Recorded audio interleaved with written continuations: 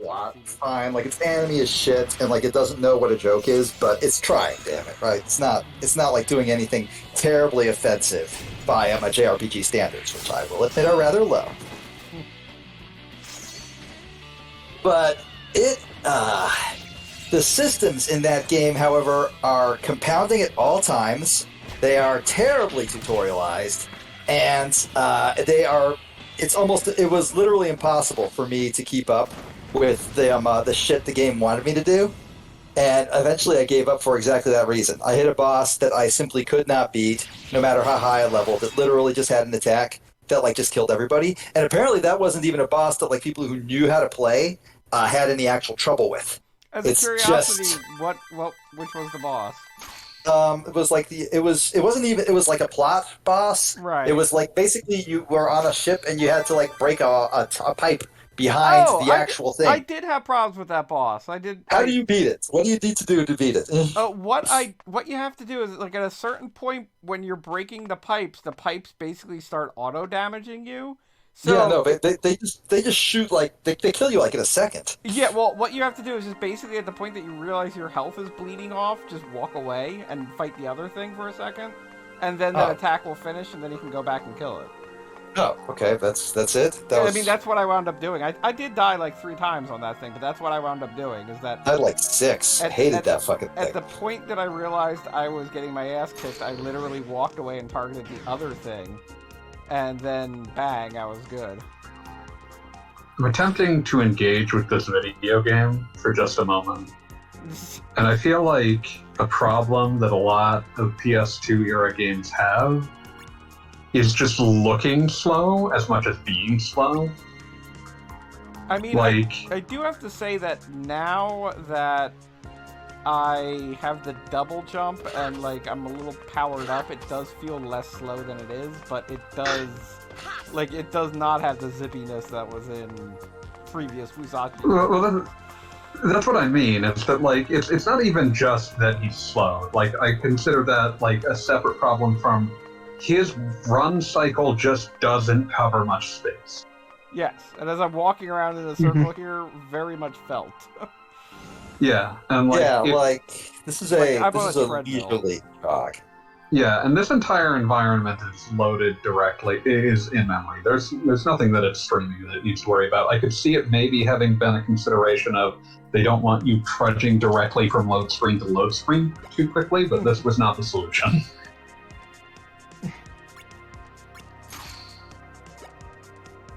Slowness was not the solution. Oh, that's right, Gene, you weren't here last week, so this is the first you're seeing this. This is Samurai Legend Musashi. It's the bad one. There's only 2, and it's the bad one. Observing it, you can see almost why it is the game that it is, but... And like, there's some good art direction, if you don't mind that extremely mid-op style, which I find charming in its way. But, like, goddamn, just, like, the complete gutting of the overworld really kills it for me. I mean, I can see how the overworld was a problem for some people in a manner of speaking, because, I mean, I definitely had situations where, like, that one waterfall area, I felt like I was continually coming back to it for basically no good reason. But that said, like, this is throwing the baby out with the bathwater. Like that was fairly common with like games that were trying to streamline themselves on the PS2. It's like, well, this idea didn't work, so we'll just nix it entirely, and then what you end up with is something that is just thin. Like it's thin as a concept.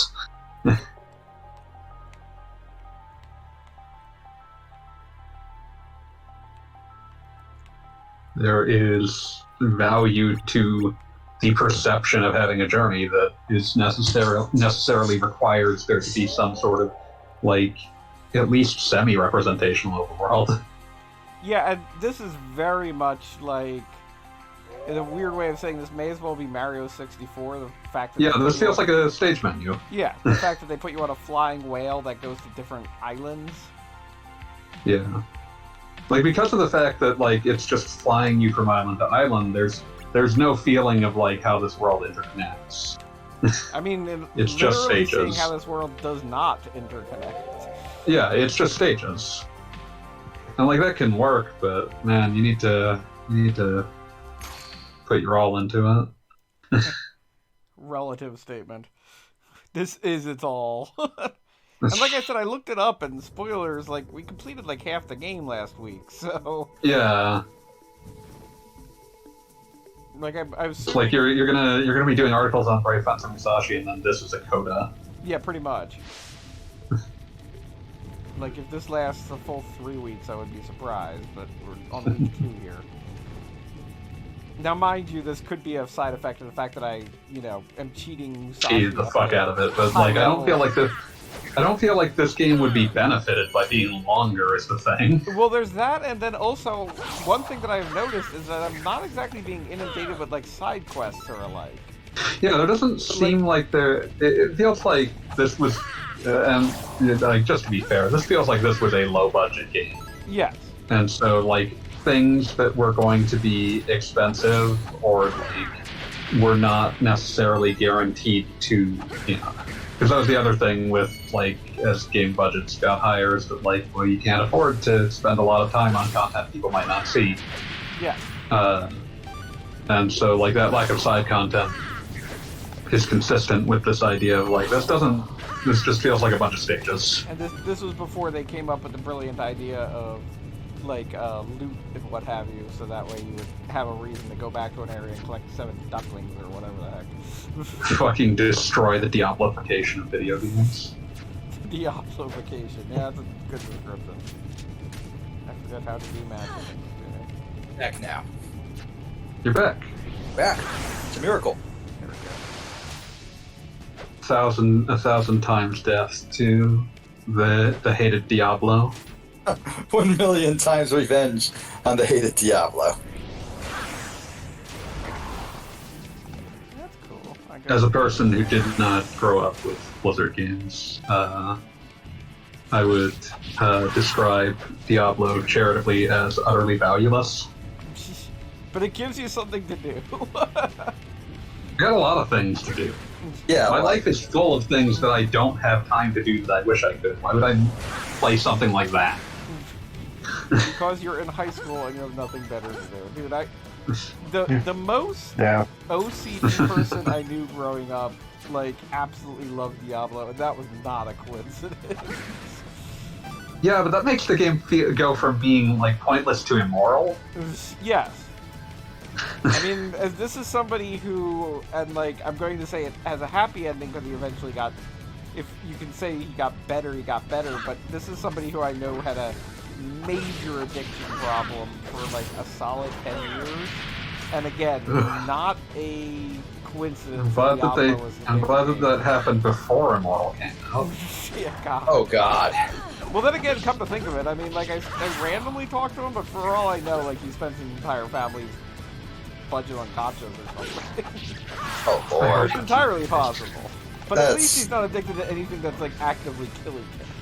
I mean, I guess, but God. Look, we God, take what we can get here. I'm sure you, as you all are aware, I have extremely strong opinions on gotchas, namely the fact that they are actually evil. Mm-hmm. Yes. Yeah. I don't disagree. Like, it's like, oh, people, the arguments I always see, and it pisses me off, as many things in this world, is, oh, well, you don't have to pay any money on it. That's the way it works. One, that means that because anything costs between $0 and infinity dollars, that means it's super easy for the company to argue that there's no value in it, so therefore, therefore you can't really, like, assign any sort of value to it. Helps them in court. It's not gambling. Yeah, it's not value gambling. to it. Two, it's custom designed to attack people who have that sort of vulnerability. Yeah. Like, you might not And spend that's also $1 why, on it. like, most of the time these gacha rolls will always have, like, a timing element of, like, well, you can only get this character during this period. Yeah, it's all built to take advantage of people with gambling addiction. That's literally predatory. There is no word for it other than predatory. Yeah, 100%. a thousand times revenge to the bastard gotcha. And again, that can be easily traced back to Diablo, and like, you know, you need 7,000 different kinds of random loot items. They just Diablo, there was a different way to give that to you. made some headlines with the fact that like you could spend literally $20,000 on it and still not get anything to 100. There is no like most gachas have a we'll throw you a bone mechanism where if you pull 100 or something times, they'll give you the thing you actually want. Like Genshin, I believe, got some like, oh, well, they're actually really good because if you play it 180 times, it'll just hand you the one you want. It'll just give it to you. One, that's super fucked up. Two, Diablo just skipped that entirely, so it's actually worse. It is 100% just Yeah, I believe the term among those who are getting like fleece. exploited by this is mercy. Yeah. Diablo doesn't have a meaningful mercy mechanic. Yeah, there's no Mercy. God. mercy. Yeah, I know, right? I was grim recently is that? reading up for obvious reasons on the gacha system in Xenoblade Chronicles 2, and in That one's particular fascinating to me. thing. That one's fascinating to me because there's no money attached to it. So when I look at it, I see it as like this is someone experimenting to see if there exists valuable mechanics within this. And the fact that it doesn't exist in 3 leads me to believe that they concluded that there did. Well, Almost certainly that's the case, but I actually have a thing that I can say from someone else who does enjoy gachas and also agrees with me on all this shit. Very good friends. There is a sort of value. I'm not going to say it's great because I'm shit, but it exists. And that is like the value of opening up like packs of baseball cards and seeing what you get. You get like buying one of those. Yeah, like, no, it's definitely doing that, but I'm approaching it from like a mechanical sense because like a lot of times like players will look at RPGs especially as games to be solved. Like they, if you look at how people approach a lot of RPGs, it's like reducing them into math problems. Like eventually, like spikes of randomness get particularly venomous responses. And I think that there is a school of RPG design that's essentially a pushback against that. And you see it to varying degrees in, roguelikes or even something as staunchly old school as Dragon Quest is in part like a pushback against that by its refusal to change its much wider random swings than its contemporary. And so I think that in large part, like, the use of gacha in Xenoblade 2 was to prevent you from solving the game with a specific part. Well, and that's the thing, and then also, as playing it recent, did you play through Xenoblade Chronicles 2 yourself? No, I've only played a handful of hours. Gotcha.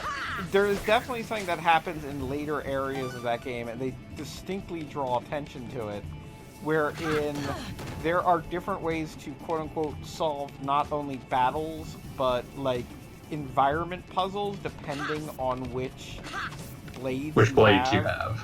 And that is... I do have to say that is a very distinct...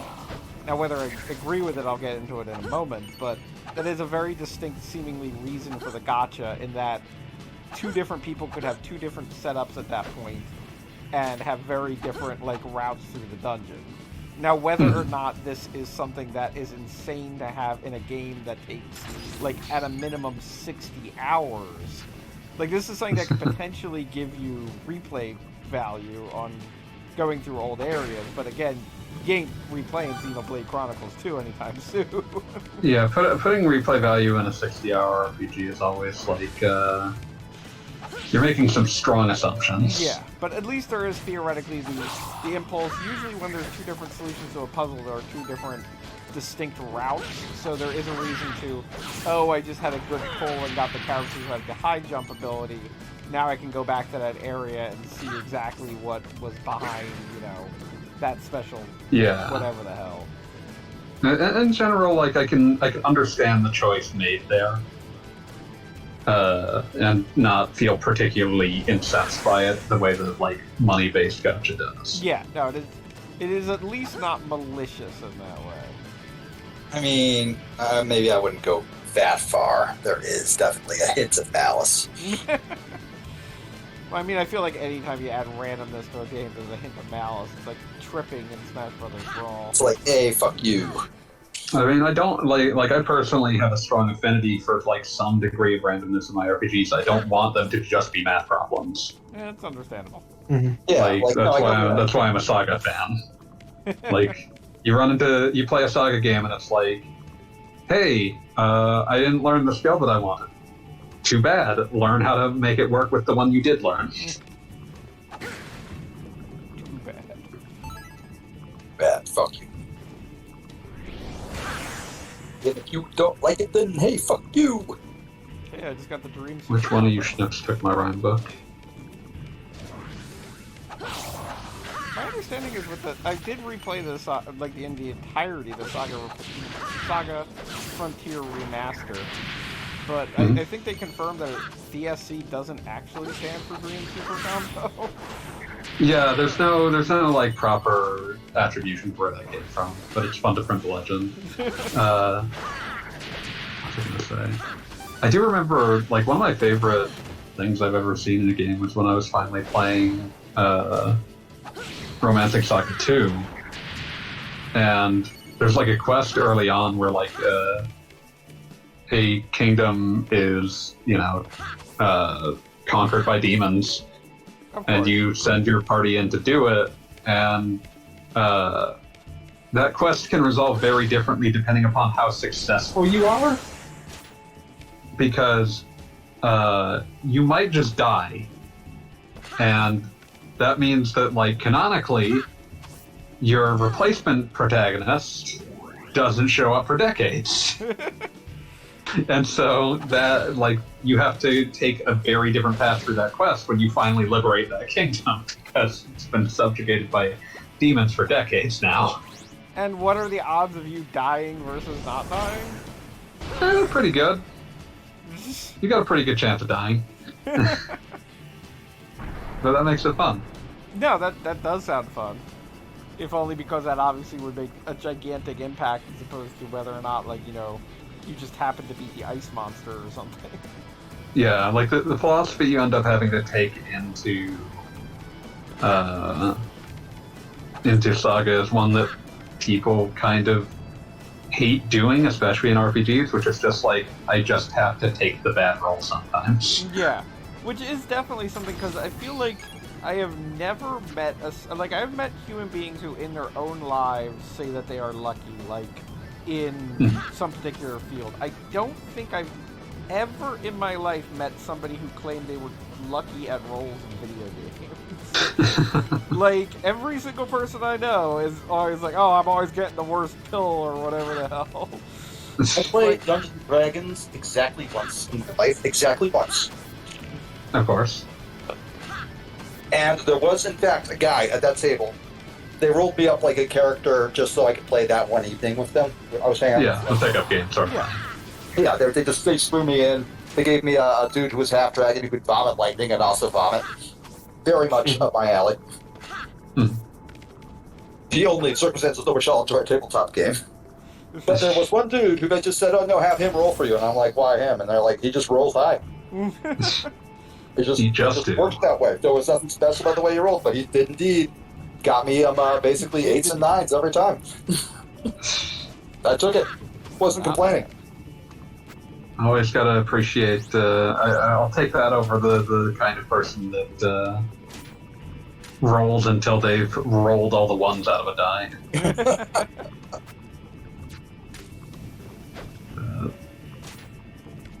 Let's say, but yeah, like I was thinking about like games just generally being interesting in like bad rolls being interesting in a game. And I think like the best example I've seen of it in a recent game is Surprise Surprise Disco Elysium. Oh yeah, well that makes perfect sense. That game is full of incredibly funny bad rolls. Yes. it does try to mitigate like the player's innate like tendency to try to jinx rolls by making it so that any roll that is really going to affect like getting a goal completed, there are ways to allow you to redo the roll. Which that's a good move. That's a compromise that works. That if it's just interacting with some dude. There was definitely a point in adventure games, definitely after King's Crest had finished, where they realized that like people will just save scum. Like there is no universe where they won't do that constantly. People will just try to get the like they will oftentimes stop playing the game instead of accepting a suboptimal outcome. Yes, which is completely like it's an understandable thing in some cases, simply because. I mean, shit, I've done it. Yeah, simply because it's like your time is valuable and you acknowledge what it would take to get what you need to get, and it's like, no, fuck this. I always think of it as much an outgrowth of the same kind of like there is a certain like way that people respond to games where I think there's maybe this is probably a broader thing, but a psychological compulsion to experience something optimally. Yes. Or not at all. Yeah, no, I definitely agree. And that's also definitely something that, once again, to get back to Xenoblade Chronicles 2 and what Beat was saying as the stream was starting, there are so many stupid little systems in that game that it is like your brain hurts from just trying to like remotely optimize. Like, I oh couldn't no, even understand half of them. See, that was part of the problem. Like, I don't mind playing stuff optimally. What I do mind is not even knowing what I need to do to play slightly better. You are failing. Yeah, I'm curious if it's worse than Vagrant Story for that. I couldn't tell you. I've never played it. It's relative because there are definitely systems in Xenoblade Chronicles 2 that are 100% there and in your face, but in playing the game, I realize that they're kind of bullshit.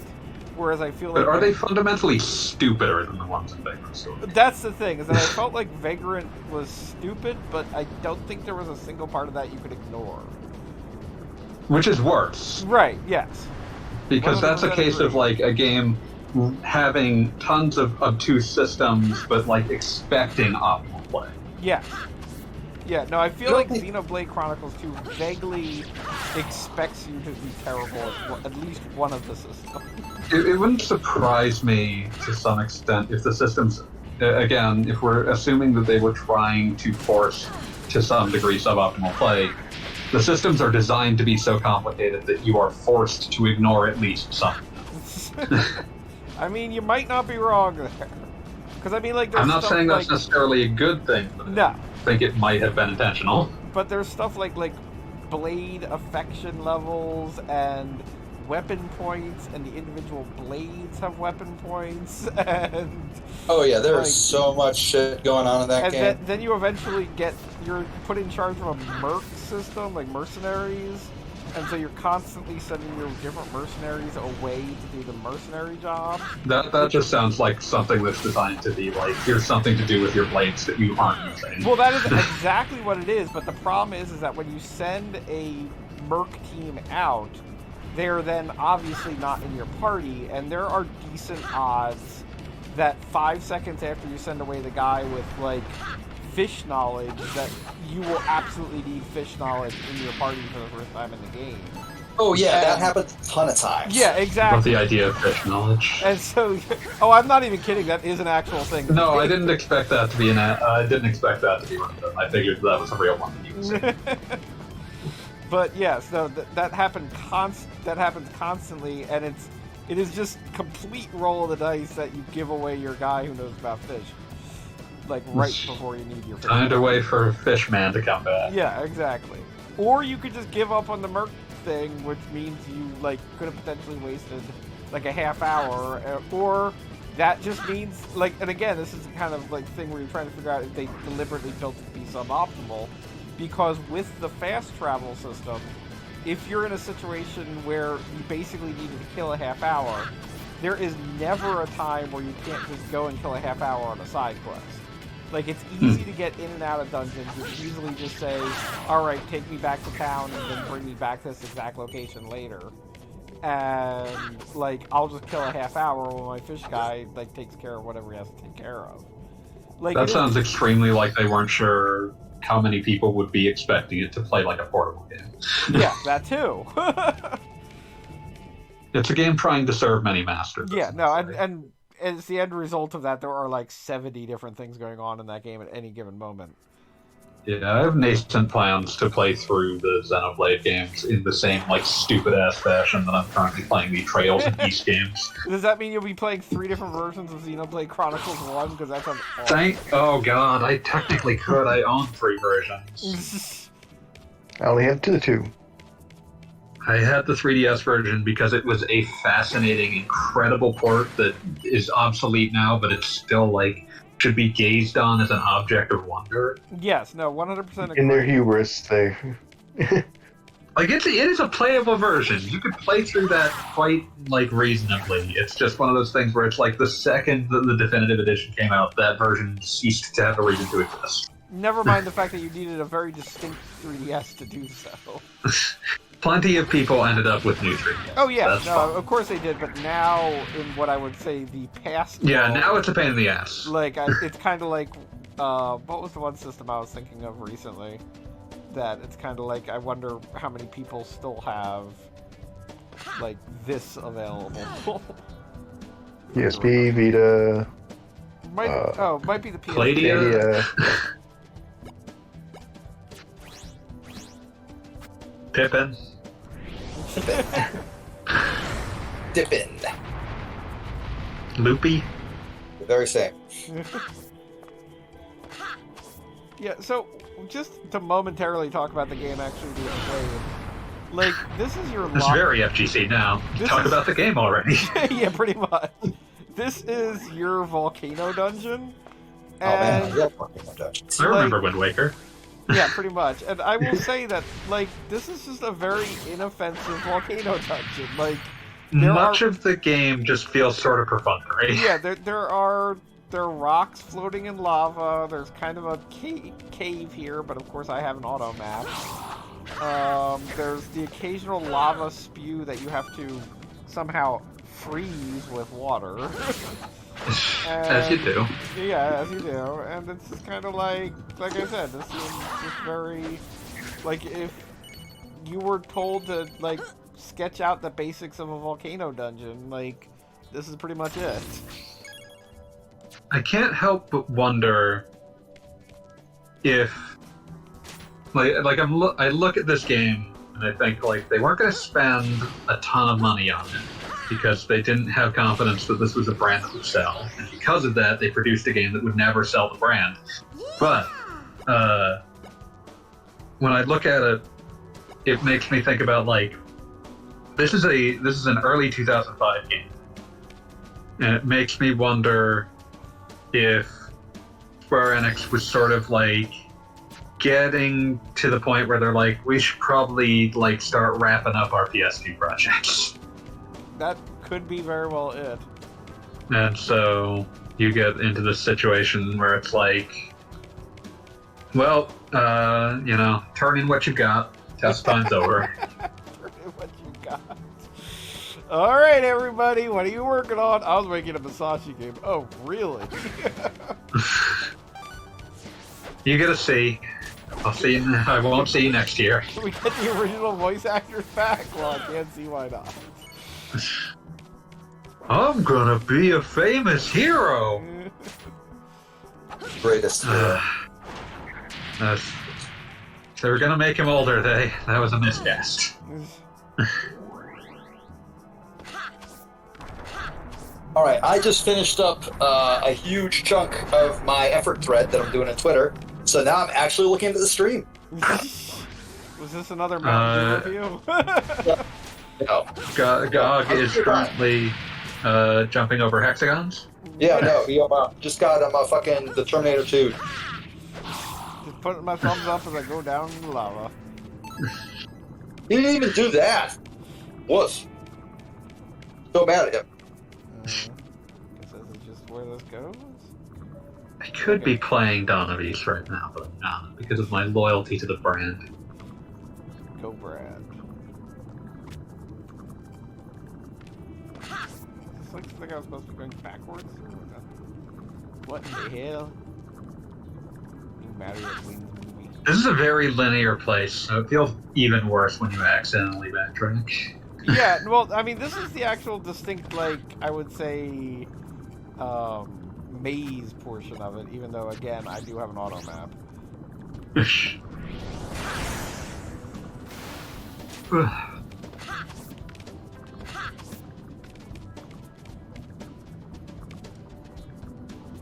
They call me Cuban Pete.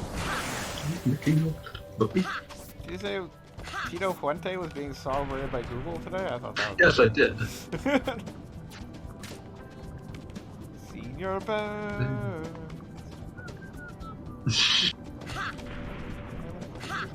We considered freezing one of those and then pounding it into the ground like a steak. Oh, that... Senior Burns. With a slanderous mambo. I don't have a category for that thing you just said, fanboy.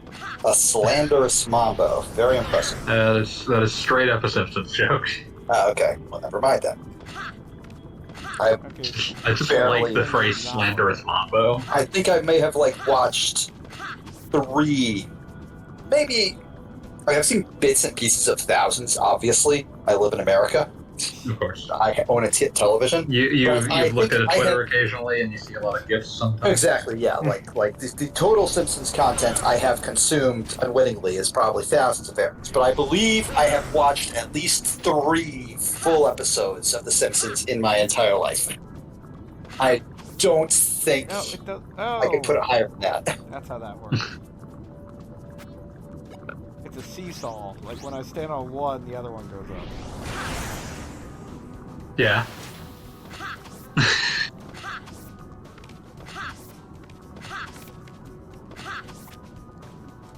Yeah, I mean, like, this has puzzles, but they are, like, good little dumb puzzles, so it's like, alright.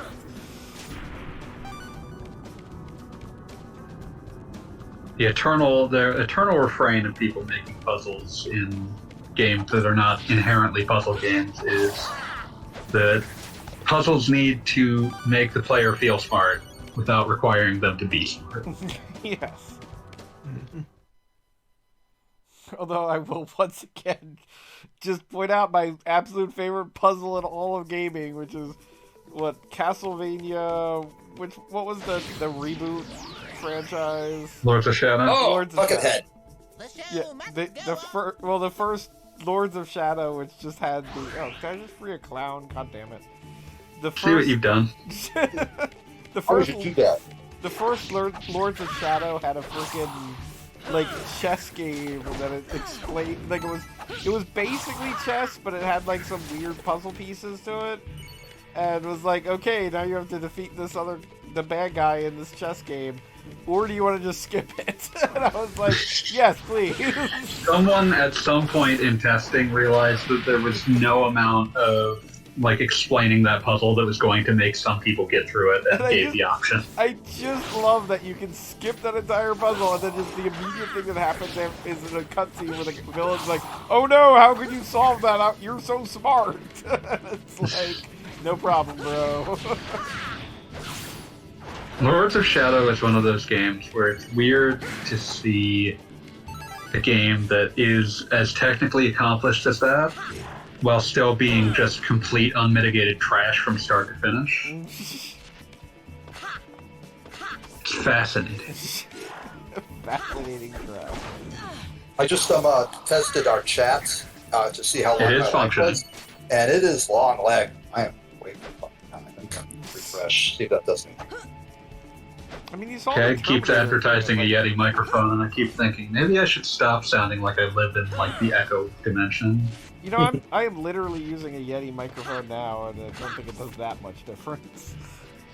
Every time I hear myself in like when I check some of the like archives, I'm like, oh man, I sound like I live in like some sort of booming cave. Which, by the way, to confuse people who will be listening to this in the archive that goes up after the entire series has ended, tomorrow I am officially uploading the first Xenogears night.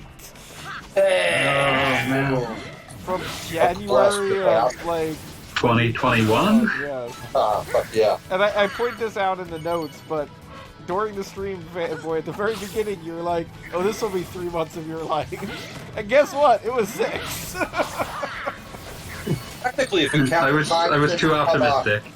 Technically, if we count the time since you began it to the time it got posted, those are 2 years. Oh, I actually do a count as part of the post, so don't worry. Damn. Something like Just so you can 550 contextualize why we're talking about shit.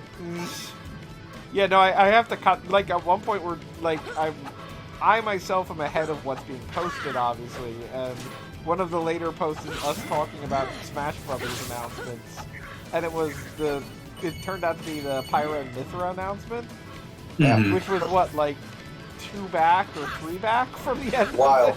A while now. And of course, we all agreed that Sora would never be in Smash. It would be silly. Almost never was. I mean, I feel like it should have been. We still have opinions. I feel like I have a moral truth, if not a reality truth. I think that's called vibes nowadays. I'm not saying that. Yep, truthiness.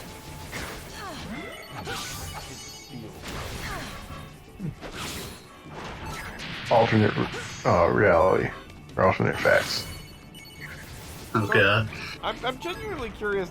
This dungeon, I feel, has gone on longer than literally every other dungeon we've experienced so far.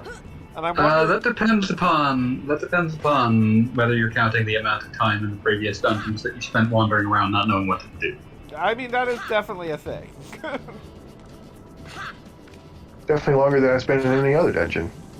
But I'm wondering if this is going to be like an area we return to, or if this is just like, okay, we got in our volcano. I would hope this is a one and done simply because there's so much real estate to it. Yeah, that's the thing, is that it's been kind of big. This is not a level that you would want to backtrack through for any purpose. Finding something specific and it would be a pain in the ass.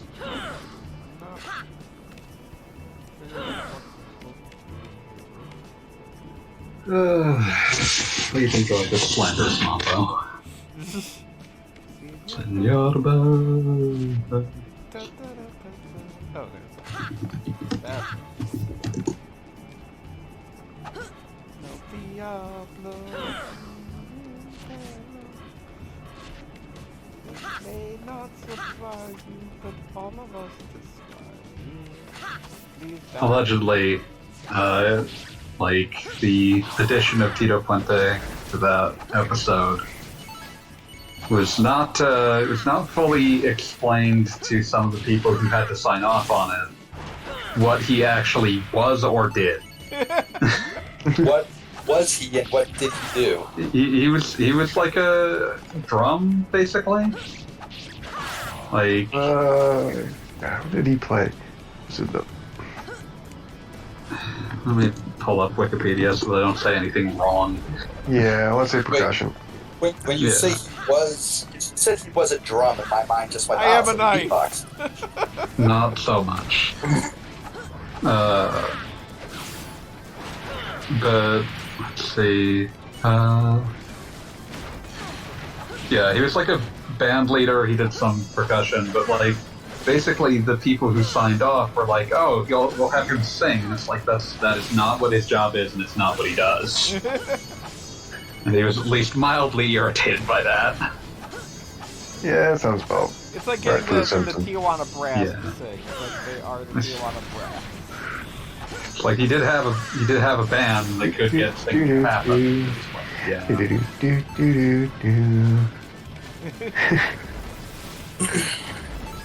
suspended. Another It sucks that there are actually lyrics in Spanish.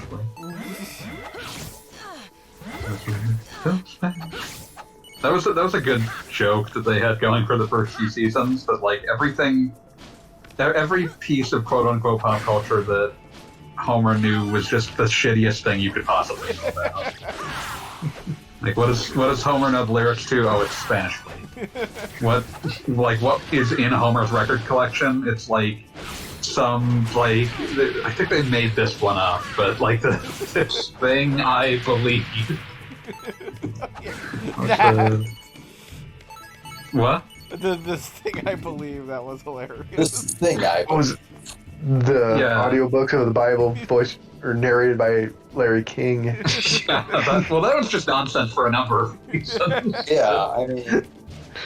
But these things he has a record of these things I believe by Johnny Calhoun, which is just like an amalgamation of a number of potential things. But just this idea of like, oh, what does Homer have in his record collection? It's like this weird spoken word record of far right political ramblings.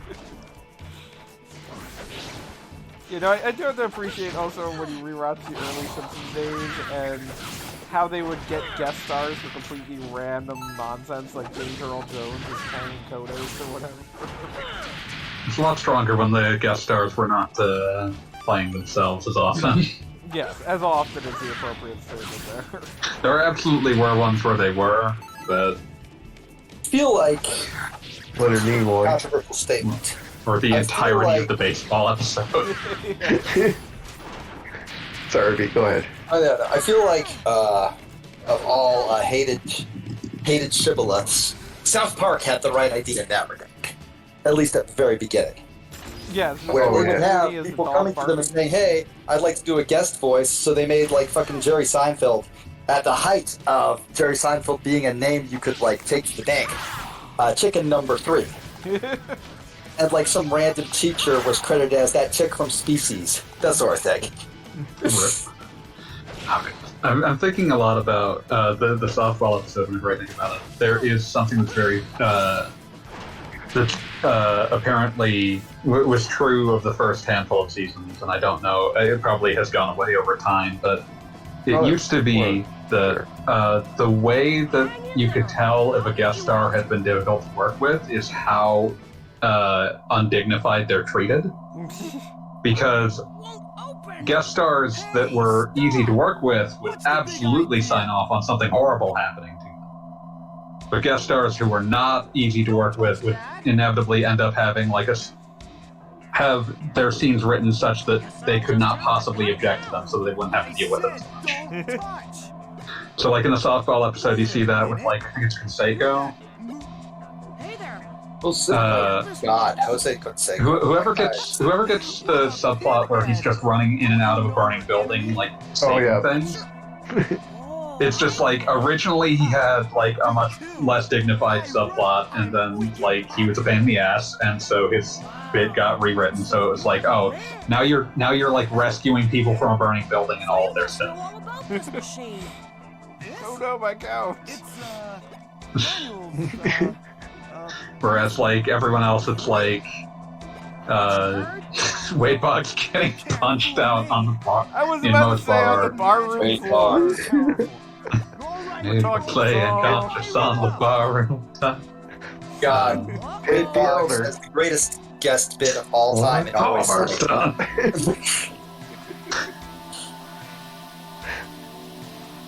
Oh, God. You know, I do have to There's say- that was funny.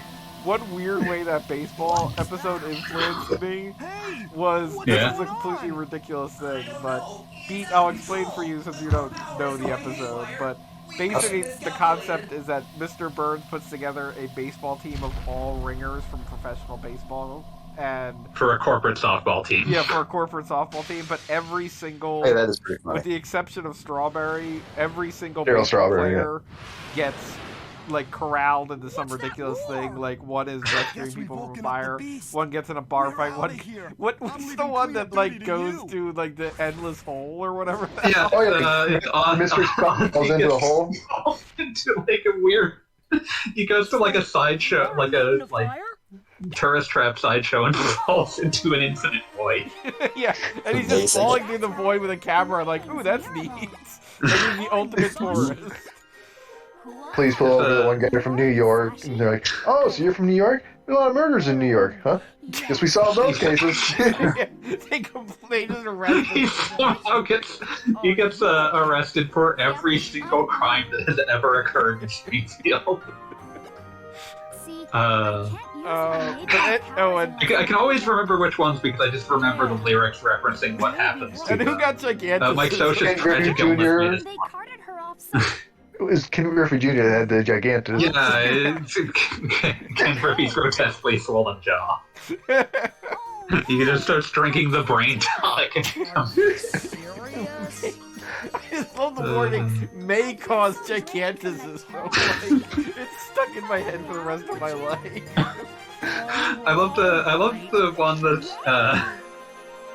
that's just like constantly like getting verbally abused for Mr. Burns for refusing to shave his sideburns. I told you to trim those sideburns. He's just like progressively shaving weirder and weirder portions of his head, trying to figure out what Mr. Burns thinks sideburns are. You're off the team! But anyway, my original point is how that influenced my thinking is in frickin' high school, I was in marching band, and every, like, big event, the band director would make such a big point, because, you know, you're all teenage high school students. He knows that, like, everybody's going to get lost and go off and do whatever the hell they want. So, like, every big event, he always made a big deal about, you know, how, like, attendance is mandatory and, oh my gosh, like, everybody has to show up or whatever. I always imagine something like that baseball episode happening where, like, the entire marching band has gotten stuck in various, like, nonsense. Like, I would have just, like, it would have been amazing. Which one would have you been there, Bob? I mean, I always thought it would have been funny. This is something that I would distinctly think about, because usually, like, I live in an area that's touristy, so we've got, like, literal theme parks available. And I feel like, before the big events, there was usually some excuse for the band to go to, like, one of the various, like, boardwalk theme parks. And I always thought it would be hilarious if, like, half the band members got on a roller coaster that literally never stopped. So it was like, what happened to the brass section? Oh, they're on that roller coaster that won't stop. That's basically they actually route. found Mr. Bones' Wild Ride. That is nuts. There you go. I'm so proud of them. Hey, Goggle Bob, when are you going to do a one-off stream of Mr. Bones for the Sega Saturn? Better. I mean, I guess that would be a Halloween-themed one, wouldn't it? Absolutely. See? The stars are aligning before our very eyes.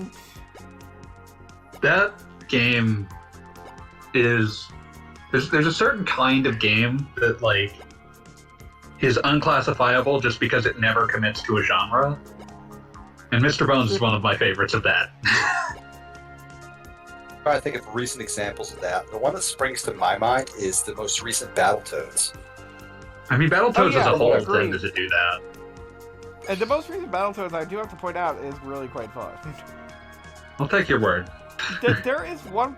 I mean, I wrote about this on the FGC, but the most recent Battletoads has this one section where they actually figured out a way to make what I would consider, like, a quick-time event fun, wherein you're just... I mean, it's basically you're repeatedly disarming a bomb, and it gives you, like, random instructions that are... It's, like, vaguely like a bop it, but...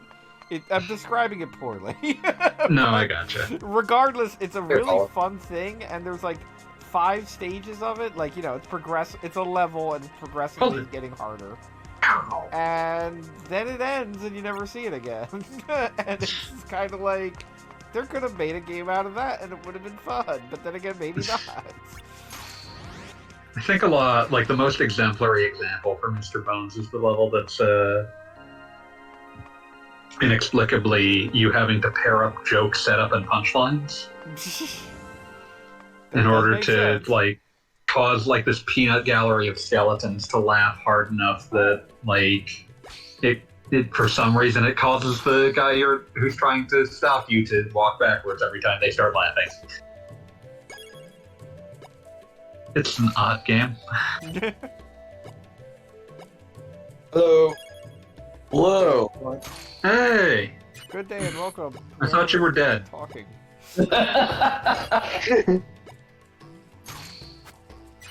Are you better than me? I will be. Oh, I've never met you, but yes. I will be dead in the tournament soon. In about an hour and 15 minutes. That's not permanent death. It's more like just microdosing death. It's living death. Okay, so I just got an item from the first Brave Fencer Musashi. I got gloves that allow me to scale a wall. Ah, yes. Nice. That's fun. And apparently they're called the gecko gloves. Were they always called something like that? Because it does make sense. No, they were just legendary gloves in the first one. Well, they're the legendary gecko gloves. I love Gex. Let's play Gex. Okay. Let's never play Gex. Gex is not even close to the worst thing you have played for this stream. I don't know. I mean, like, Gex. Is Gex better or worse than Death by Degrees? Like, it's definitely Not more even chatty. a question. No, Gex is definitely... Gex I, like, hold a personal grudge against because that was definitely one of those games where it's like, oh, dude, you gotta see what's happening on the PlayStation. It's the best thing ever. And I was like, what, this? You monsters. I assume you're talking about Gex 2 and 3. I suppose so. The 3D ones. Wait a minute. Yeah. Really? Gex is one of those weird things where, like, Wait. the I saw her in my mind. level design Please go find of the Mario. 2D one is somehow worse than the level design of the 3D ones at the dawn of 3D platformers. It was just Very phenomenally bad. But 2 and 3 are perfectly cromulent platformers. They are fine. I mean, it's just, I don't know. I guess I was coming off Mario 64 and was like being told that this was good, and it was not. They're Cromulent is solid at best. 6 or 7 out of 10 for the time. The thing that I would say about Gex is that if you had a Nintendo 64 and your friend had a PlayStation or vice versa, you could both play a fairly similar game and discuss between each other about like your time playing Gex. You get to have you get to play both, and you get to have opinions on which is better. That's what we should do. We should do a video game book club where we all play the same game and then talk about it. Normally I play games for other people so that because they want to see them but will not commit to them. That sounds like a miserable way to live. I play video games for me usually. No, it's Occasionally usually for games that I care about first before I Play commit games to for them. me, not because they look like Buddy Holly. So, are you saying you played Bad Rats for you? No, that was a difference. Beat played Bad Rats to prove a point. I mean, No, I don't I'm think I played playing Bad Musashi Rats right to now prove 'cause I'm points. in I played first. Bad Rats because I started and then was like, all right, well, I'm here. Bad Rats Show, though, I played to prove a point. That was a sequel? Yeah, that's a sequel, Yes. which is somehow worse in literally every possible regard. You would think they'd It's learn somehow something. even They more learned nothing. racist, which is impressive. Yeah, like, Somehow even more. It sounds like a bullet point for a box, but not a box you want to play. Now more racist. now with I mean, Now, Clay Fighter special added 63 and a racism. third could make that assessment. Oh God. They made Sculptor's Cut more racist. Absolutely a bullet point for that game. Wait, which Yep. game? Clay Play Fighter Fighter 63 63 and a third. The Nintendo 64 played.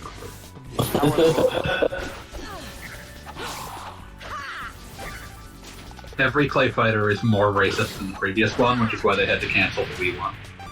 Yeah, I remember when they announced the new Clay Fighter game, and I don't feel like I've heard about that recently. Thought they Well, announced for one, on, it was a like, WiiWare the game, Xbox so- 360 slash Wii U era, and it just never came back. Hold on, my wife's calling. There was a teaser trailer where they declared that it's name was Play Fighter Call of Putty. And then it was never spoken of again. I was about to say, that just makes me laugh. Call of Putty. That's great. It was so bad that Beat had to leave. I mean, I'd have left in response to it. Call of Putty.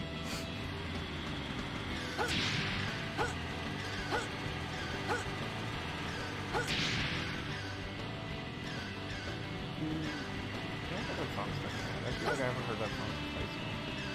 What? Let's be for me, not because I've seen that bloody I literally do not remember any of it. What's with these zombies? This is my girl. Why did they come? Now see, that I've heard in the meanwhile. Clay Fighter, Clay Fighter. Whack 'em, Come smack 'em, lay 'em if down. you dare. Clay Fighter, Clay Fighter. Is that the first lyrics in a like cartridge-based game? I don't believe so, but it's up there. I can't remember when its release date compares to Tales of Fantasia.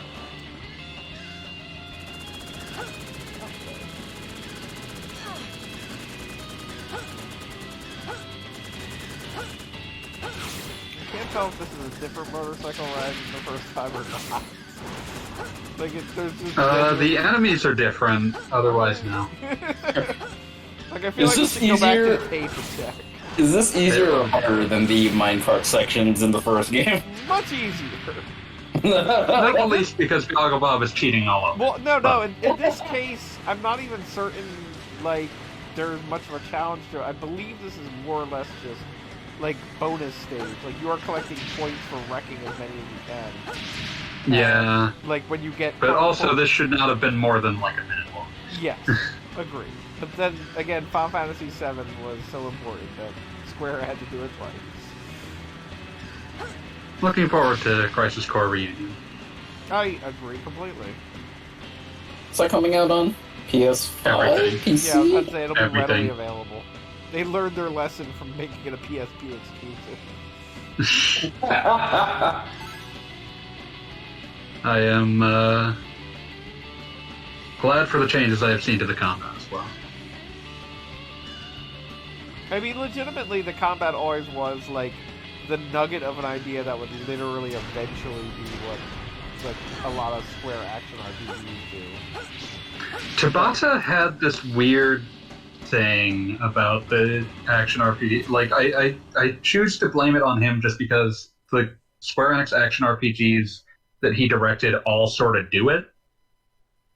But, like, this weird thing that was, like, very emphatic on, like, you have your core combo, and inputting it rhythmically is supposed to be, like, a necessary part of the combat, and it makes the combat feel weird and stiff.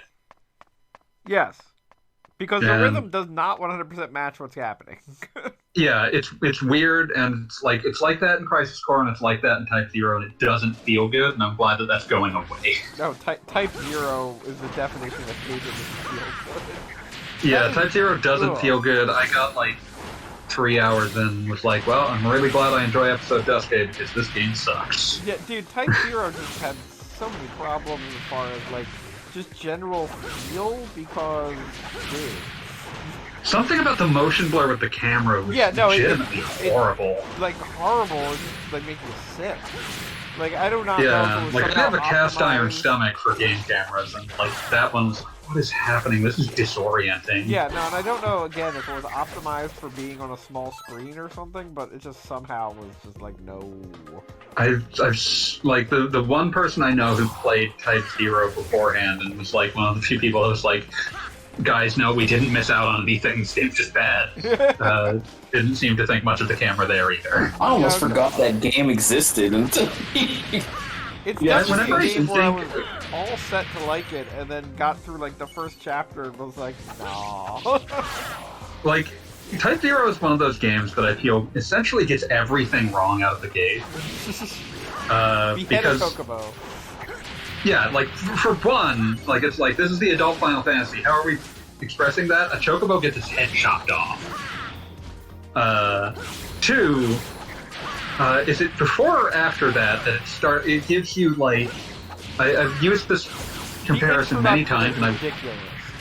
yeah, like the way I've described this introduction many times is like if you were watching Ken Burns' Civil War with a full and perfect knowledge that America did not exist. What's That like, is- Just like this long narration about like proper nouns you've never heard of Yeah, and no, how they I mean, interact This with is each this is other. Final Fantasy And I Type have Zero to say- that they're Yeah, discussing, Type I believe. Yeah.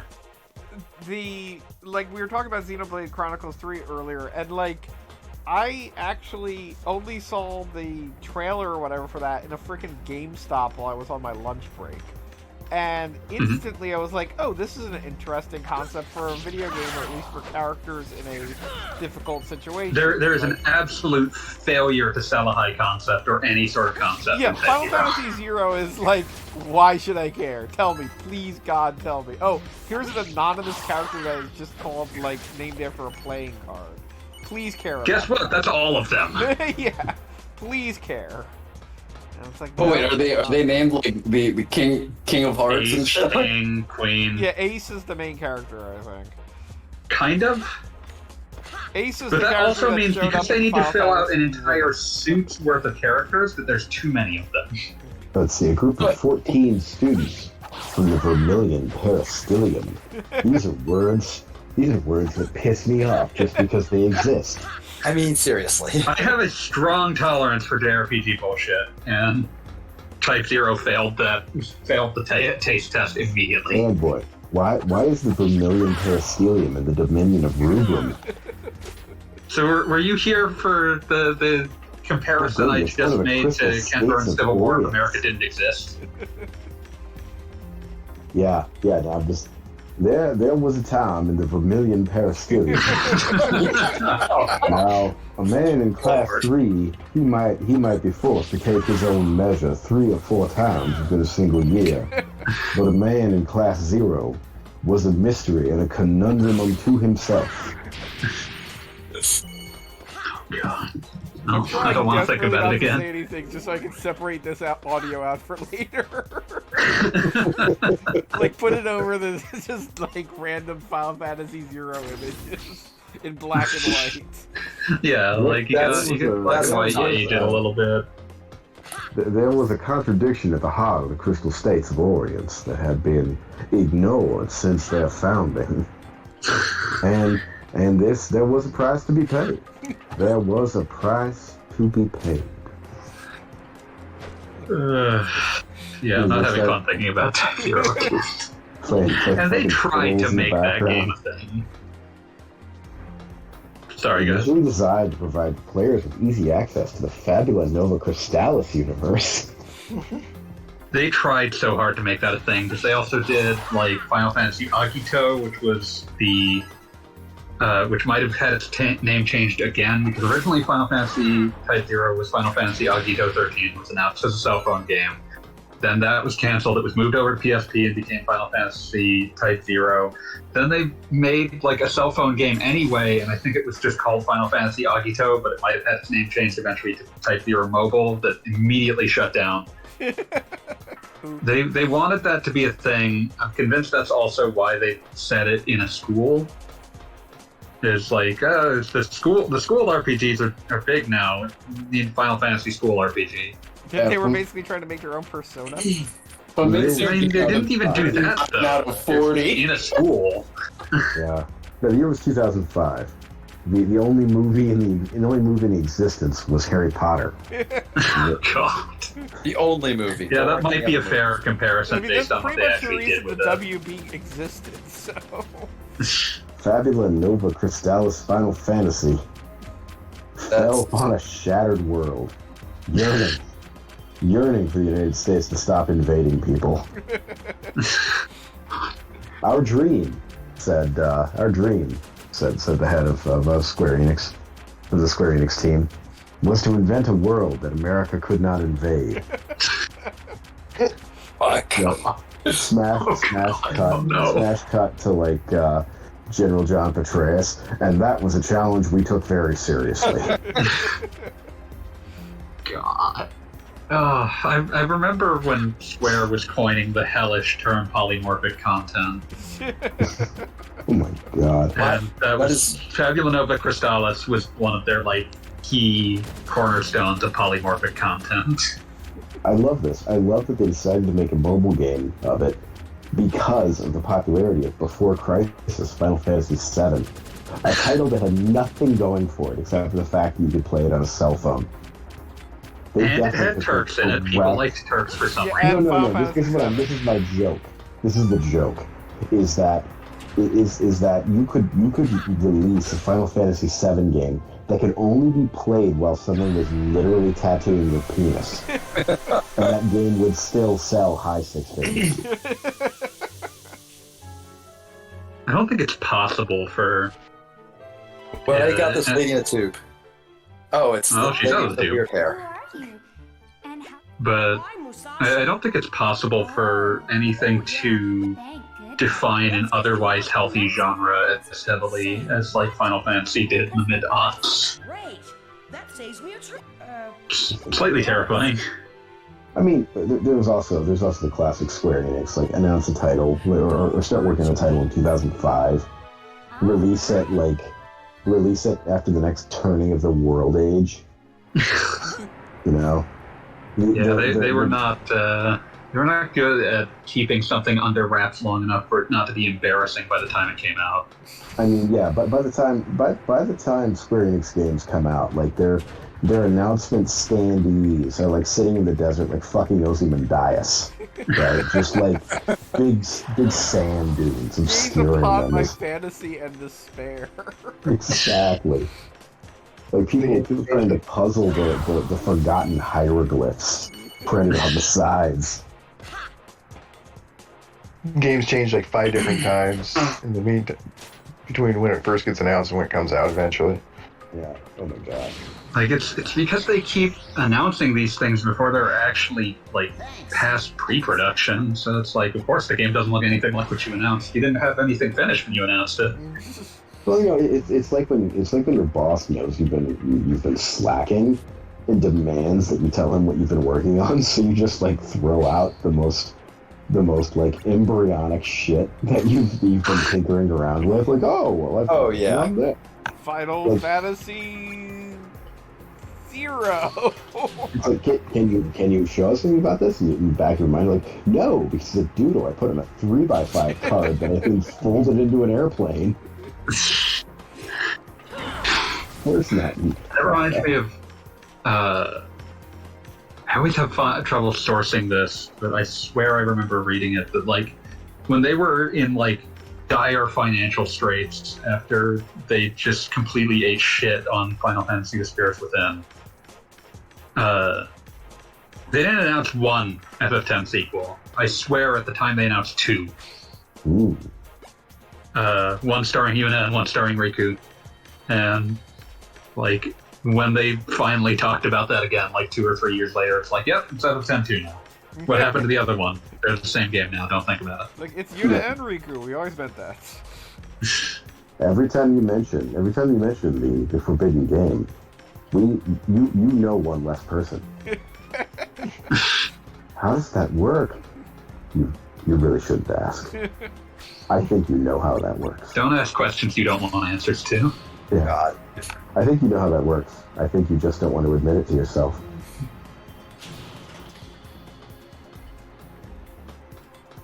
In 2008, it was decided to make Type 0 a PSP exclusive. Oh my! Well then.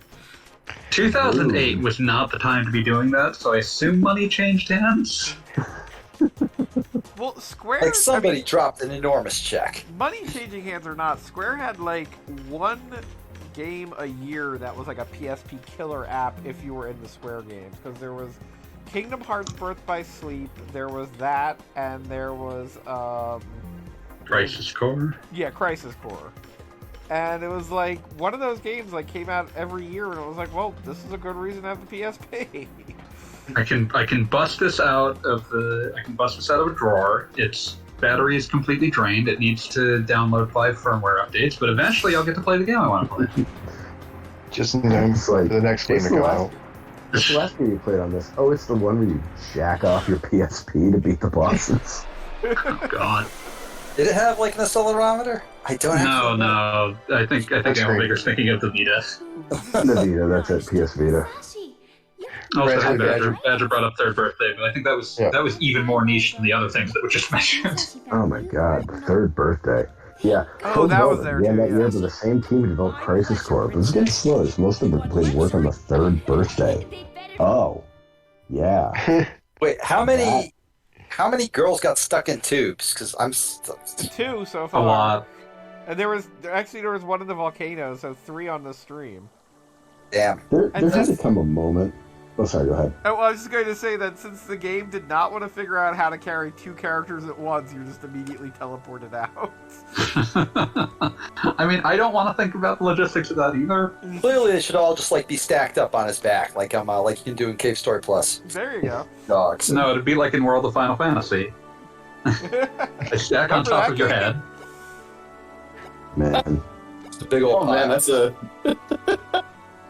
that's tripping the nostalgia sensors.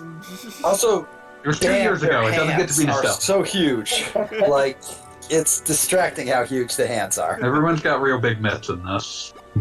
Also, there's just They- one they got Cyclops meat cat hooks. that can talk.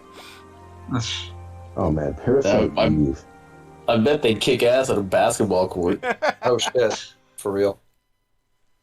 Just Parasite Eve. I mean, it's one of those games that was almost accidentally compelling. You know. Mm-hmm. I mean, the fact that it uses a real-world location is vaguely, like, right off the bat, it got my attention. Yeah. It was groundbreaking at the time. Built off yet another of the discarded FF7 concepts. Oh, was it? I thought it was based on a book. It is, but like the idea of like, oh, we want to do an RPG set in like real world New York, starring like some vaguely detective character, was a pitch sent in for FF7 at one point. Well, now they've finally done it with Kingdom Hearts in Tokyo. Excuse you, that's Shibuya. Shibuya. Wait, is It's in Shibuya not in Saitama. part of Tokyo?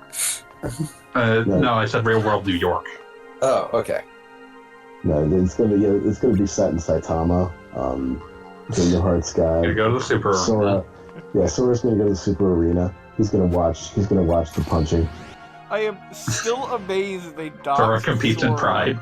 by figuring out the layout of his apartment or whatever. Oh my God, Sora had a boss battle against Mark Coleman. You know what? I would play that game a million times. Fuck, so would I. It's just Mark Coleman throwing power double, like shooting power doubles. Raw motherfucker! Raw! You get Sora getting absolutely fucked up. Oh, yeah. It's fine though. If He you just survive gets to the end, he progressively- like claps you on the back. Yeah, exactly. He gets progressively out of breath. You know? That's when he's weak. He's got like the invincibility aura that fucking Hercules had in the first Kingdom Hearts game. except when he is completely just crimson from head to foot. Then you can finally do like 1 point of damage with each swing of your little key sword. Your father, at the end, he's like slapping you. You're a pretty good, all-right fucking little guy. You know that? That's great. You're great. I love it. Sometime. Ah! You get him as a summon. Hello. Oh god, that sounds like a Kingdom Hearts game I'd actually play. That'd be so funny. I am just now like pondering how you would like translate Mark Coleman's high level wrestling into like Kingdom Hearts anime ass bullshit moves. Like he's just doing like the Zangief like jumping pile drivers and shit if you're doing high level wrestling and anime shit. Oh yeah, there you go. Just endless pile drivers. Yeah, Zangief got everything about wrestling right first, so like nothing can ever change. Yeah, no, we don't ever need to change it. We're done. We're all right. Over. And Zangief was based on, pro wrestler Victor Zangief, who himself was a high-level Olympic wrestler. So it all, There you go. It's all connected. it's like poetry. It rhymes. Did he wrestle bears?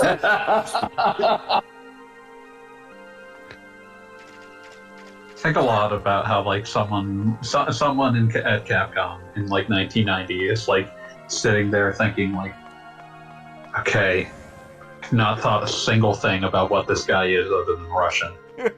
What the fuck is his ending?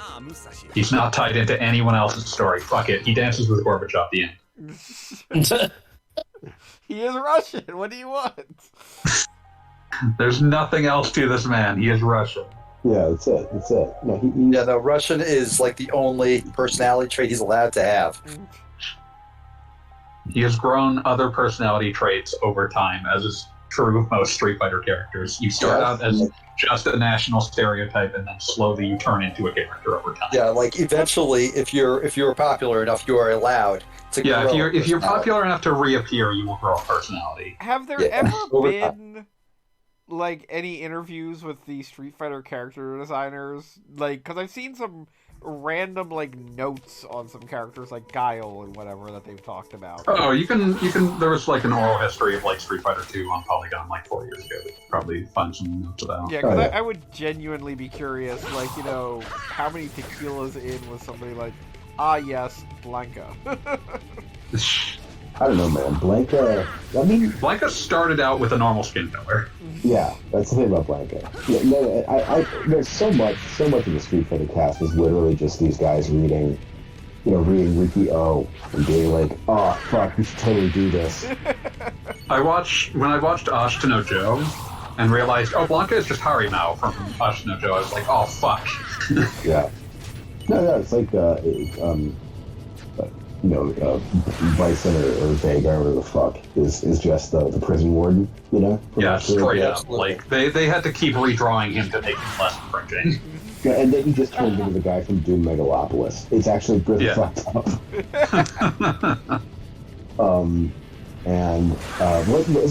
Wasn't Vega or Claw? Wasn't Claw like one of the like minor bad guys from Hokuto no Ken? He definitely has that kind of energy, Yeah. but I would have to check. I've seen the side by side on that, and it's like, yeah, I can see it. It's like most of them are just ripped from things. Like, this was a running thing for all fighting game designers for many years. But like, when in doubt, you just rip off JoJo, which Capcom was still doing into the 2010s because Juri is basically just Jolene's design. Right. True. Oh man. Yeah. So I wonder if like when they sued, was it Data East that did Fighters History? Yeah, Fighters History. Did they bring up that? It's like, hey man, that was part of their plea. It was not. It wasn't that they didn't bring up like, oh, they knocked off specific character designs. They basically said that the characters were already archetypes, and therefore this was not actionable. Right. I mean, yeah. I mean, by the time you're just redigesting these archetypes, I think it's a completely reasonable argument. I mean, good lord, like you look at the SNK fighters, look at fucking World Heroes. Like World Heroes literally had bad guys straight out of Mazinger Z. World Heroes' entire plot was that Doc Brown from Back to the Future had brought together all of the people from history to fight. God, I love World Heroes. Yeah, no, World Heroes is like the best. I mean, Goku's in it. What more could you want? World Heroes would be incredible if it didn't suck ass to play. I mean, let's be real. wait, did any World Heroes characters make it into future SNK games? Like, are there? They have essentially no legacy. They have no no King of Neo Fighters. Geo Coliseum. What was that? Neo Geo Battle Coliseum let them in because that was where all the rejects went. I thought they would do that. None of them ever made it into like a random King of Fighters or There've whatever. been like one King of Fighters game. Shit. What was No. I'm sorry. I'm thinking of Kizuna Battle, and then Yeah, Kizuna Encounter. Kizuna Encounter. But Kizuna Encounter doesn't have any World Heroes.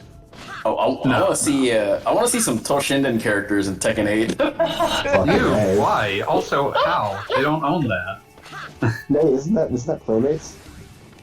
They published the PC versions. Oh, okay. It was made by Tamsoft and published in Japan by God, I forget who. But yeah, that's the reason that there's a fucking version of Toshinden with Earthworm Jim in it. Savage Rain. Yeah, the dude with the big fucking boomerang. Like, you know what we're gonna do? You know how we're gonna set this game apart from Samurai Showdown? Boomerang.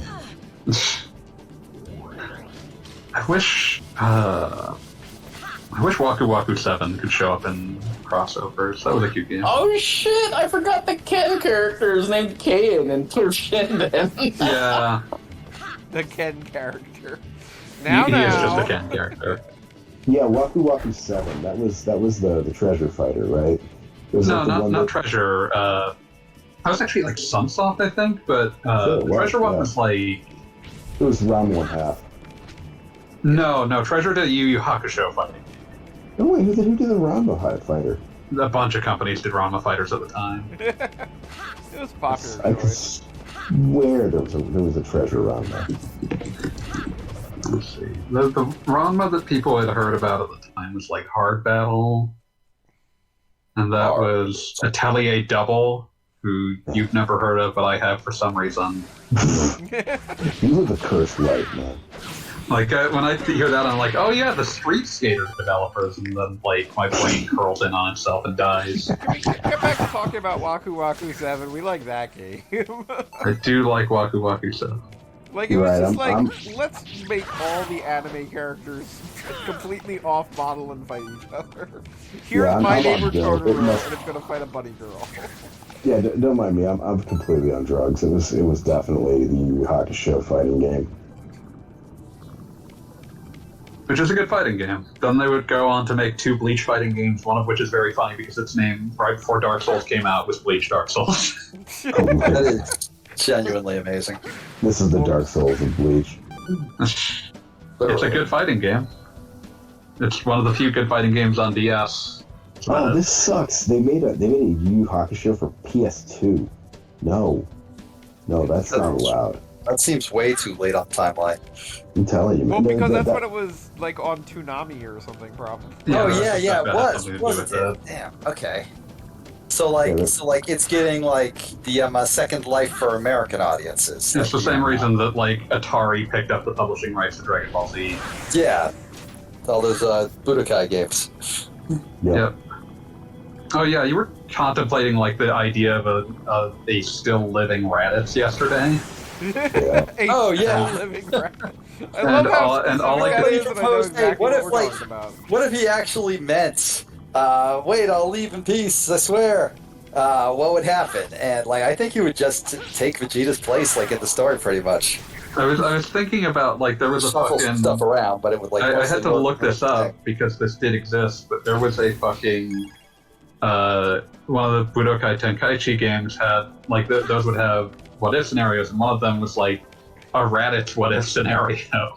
Oh, man. Didn't they have And it rat has one a- if- where if you went Super Saiyan, or was that Nappa? No, there's a reference in the menus to Nappa saying that he wants to go Super Saiyan to see if it will make his hair grow back. Poor guy. The Raditz what if scenario is much stranger than the one you cooked up because it involves him like getting knocked on the head and temporarily ceasing to be a villain. Piccolo doesn't trust him, so like tries to kill him. Goku and Piccolo aren't like allies yet, so like Goku fights Piccolo. The two are at each other's throats. Eventually, he kind of does the same shit that he does in the show, but then they have him, like, because he was treated kindly by Goku, he decides to, like, try to stop Vegeta. And instead of them fighting, they have this sub-scenario end in the most insane manner imaginable by having him suicide crash his space pod into Vegeta's. Wow. Ow. Okay, That's didn't call that Just one. thinking about that. Now that ends in the best tradition of like Marvel what ifs, where they just kill like half the characters in the Marvel. Like, Marvel industry. what ifs are always weird because it's like they can't contemplate an idea where things are just different. It's like either this solves the universe or destroys it. Yeah, exactly. Yeah. As the man said, it's time to destigmatize the balls and re-stigmatize the ass. I remember on Twitter one time there was like this guy did this fake public service announcement. It's like, is this poster racist or a person of color? The trick is his profile picture Vegeta? Oh, God. It's like, oh, it's a Vegeta profile pic. That's fine. You can say that. Yeah, no, I can't. I can see it. Yeah, in my mind's I was eye. gonna say it sounds accurate. I mean, shit, Like, you're right. It's just one of those little throwaway jokes that the moment I saw it, I was like, this is gonna live in my brain forever. It's fucked up because this is a joke, but it's also like not. I Yeah. was about to say it's accurate. Oh man. Let's see. Excuse me. I just realized, by the way, in this game that the only reason there's a leveling system is because otherwise there'd be absolutely no reason to engage in the combat. Whoa, yo, fanboy. Speaking of Kingdom Hearts, Yeah. apparently there was a TV show animatic for it that just leaked. Yep. Oh, I have missed this. So yeah, the thing about I'm it. staring at Doc Future's Twitter right now, and like, I'm not about to hit play on that shit. I value my life, but goddamn, those are some fucking sketchy ass faces. Yeah, I mean animatic, but I guess to clarify my Kingdom Hearts fandom, I don't care. Like Disney would have been essentially the only creative force behind that because they were like, that was part of the Kingdom Hearts thing, was that like, oh, we own everything you make, Right. and they just never like pulled the trigger on just putting out anything with it other than like trying to get that show off the ground and The Kingdom Hearts show done by the same creative team that did that Three Caballeros cartoon that they only showed in Europe. God, that sounds incredible. It was Like, it was the craziest thing you have ever seen. It was a Disney cartoon that was released in like the 2010s, but it literally looked like they had found some like old dusty master SVHSs from the Disney afternoon. Because the idea is that the Three Caballeros, Donald Duck, Jose Carioca, and Pachito Pistoles become the champions of the goddess of wisdom Athena and have to go through the different eras of history, like stealing back her artifacts. it's extremely strange. I was about to say, that is the most Disney afternoon-ass, like, explanation for an adventure ever. But to finish defending what dignity I do have, Blue has a shitty company, I'm fundamentally uninterested in Disney. Sorry, go ahead. I was gonna say, not saying this is a bad thing. No, my God. Oh yeah. I love how like stupidly wild the Three Caballeros cartoon is. But please go ahead. Not the Yeah. To defend myself for what little defense exists. Fundamentally, I am uninterested in Disney's own dalliance with Kingdom Hearts. There's a couple of them where they've done like they've just been like, well, we own this IP, we can do things with it. There is a cell phone game that's lost media because it was exclusive to Verizon Vcast phones and no one has ever played it since. Oh my God, yes. It was made without any involvement from Square. Like they all occasionally flex that like, yes, we own this, we can do what we want with it.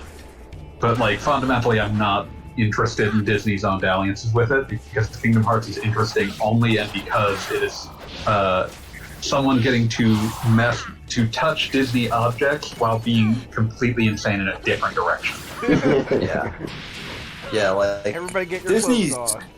Disney's like attitude towards Kingdom Hearts is basically, oh, that thing that's popular with weird nerds that we toss out every now and then. Like they don't see Sora, which they own entirely. A lot of people think he's a Square property. He is not. I'm here to disabuse that notion. He just looks like Square property. He looks like Square he was property. made by Square, but they just don't He own was him. made by Square, but they do not own him. Well, he's got the big spooky shoes. I mean, life isn't like those. Yeah. Shoots of ownership. Shoes of ownership. But But no, Disney's general attitude towards Kingdom Hearts, as far as I've seen, is very much just something that's not really useful to them outside of video games made by one specific company for very specific reasons. Like Kingdom Hearts is, that's is why a they don't clear, make it. well, Kingdom Hearts is a clear artifact of like The Eisner Disney's.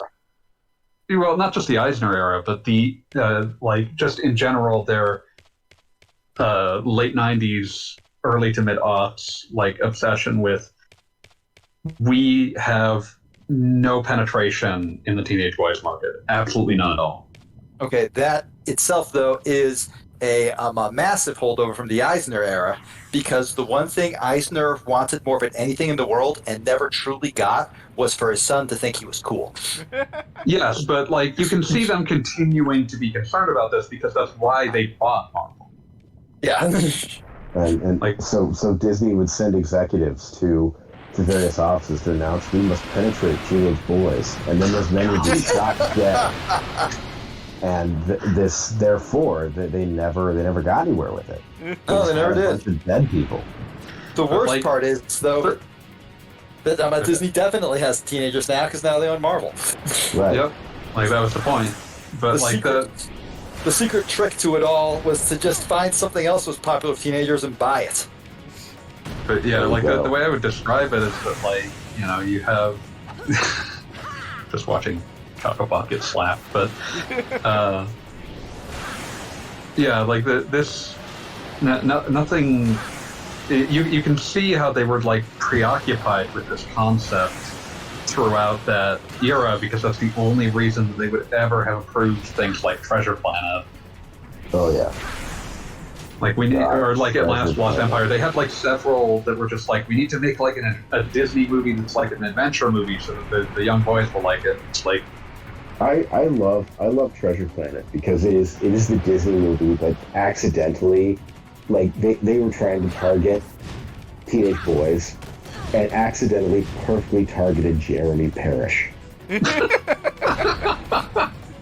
Like, it was just a beautiful accident that our gorgeous, beautiful, perfect Jeremy Parrish got a movie made for him. I do have to say that they were aiming for teenage boys, but the only person I ever knew other than Jeremy Parrish that was all about Treasure Planet was a girl I dated who was a 20-something college student at the time that I was a 20-something college student or thereabouts. Well, that's I would good. assume as much. He was a 20-something college student. I was in the 7th grade. My Oh, God. parents insisted on coming along on every date. But yeah, like both of those movies strike me as extremely like, we'll show them, we'll make the teenage boys love this, whether or die trying. Oh yeah. And the answer was the 2D animation that Disney died trying. God. That was the movie. That they had to invent. Like it was like they absolutely refused to use computers. They had to invent like new, obscenely expensive ways to 2D animate this shit. I watched. They did some of that with Tarzan as well, which was probably trying to do the same thing. But the problem is they accidentally targeted your great grandmother. They based on Tarzan. Dude, you've got Tony Hawk to play Tarzan. Like but I think what we could have had. Okay, so I gotta tell you this. I just did some light Googling. The last 2D theatrical film by Walt Disney, and I thought it was going to be Home on the Range. It wasn't. Winnie the It Pooh was Winnie the Pooh. Right? It was Winnie the Pooh. Princess That and was the Frog was their return movie, and they did Winnie the Pooh movie that was after that. Yeah, they like did that it one feels afterwards, like right? that one feels like them just like going, well, we own this, we should do something with it. Badger brings up that the directors of Treasure Planet have been pitching sci-fi Treasure Island since they did Aladdin, and I fully believe that and know that's Oh, the case, 100%. but I'm also convinced that Disney would not have ever said yes if they weren't trying to get that like teenage boy market. It is so odd to me because when you look back, it's like, yeah, they're really trying to get these older boys, and you okay, Little Mermaid, not a chance. That is Yeah, a movie absolutely. for girls. That was an Great. unsellable movie to a certain kind of teenage boy. Yeah, and then like later on you've got you've got some very interesting attempts to try to create boy appeal in like Beauty and the Beast, right? And he is a giant cool monster. He's a giant cool monster. He fights off a bunch of wolves. I mean, he's got it going on. But Yeah. nowadays, people are so hard up. Fucks up your high school bully. Exactly. People are so hard up for this kind of protagonist that there are people being horny on Maine about Jack Black's Bowser. Like, this is a kid of mine, but it's just... Well, they were going to do that regardless, because there are people horny on Maine about Bowser in general. I mean, fair. But, That unlocked something for the last 4 years. Buddy, that's Johnny Come Lately as far as I've seen on the internet. What's that? That's Bowser. People are Johnny Come Lately to be horny about Bowser as far as I've seen on the internet. Oh, yeah. It's like, step aside, cowards. No, it is interesting because then you get Aladdin, and Aladdin is like them trying to make a movie for boys, and it's still really I guess they just can't get past the fact that these are children's movies. They're fairy tales. And also that they're musicals. They're fairy tale musicals about like singing cartoon mascots. Like, chill the fuck out, guys. You're not going to get teenagers. You're going to get the kids, and you're going to get the parents to take those kids to those movies who also are like, yeah, no, that was pretty good. It's okay to have that gap. Okay. Yeah, that's it's allowed. That's a pretty good. That's a pretty good coverage. And you know what happens if you follow that? If you follow this broken-headed quest too far, you know where you end up? You end up with SWAT cats, the Radical Squadron. Oh Lord! And we as a society did not deserve SWAT cats, the Radical Squadron, but by God, we got it. Bless you, Turner. It's like, all right, guys, we're gonna make the horniest cat cartoon possible, and we're gonna make it. Which is impressive because there's a long history of horny cat cartoons. It was the other day. I found like that GIFs Galore bot had posted like a painting of a mountain lion. It was somehow someone had done a photorealistic painting of a mountain lion and made it horny. And I'm just looking at this thing like, deeply uncomfortable. I'm just so troubled right now. But yes. I pulled up. Okay, I pulled it up. Here we go. I said, all right. My response was, I don't think there was any point on the timeline where our guys weren't like, God, I wish my cat was a hot girl. Fuck me. The slider between cat and hot girl has infinite notches. It does. You're right. Fanboy responds, Xeno's cat girl paradox.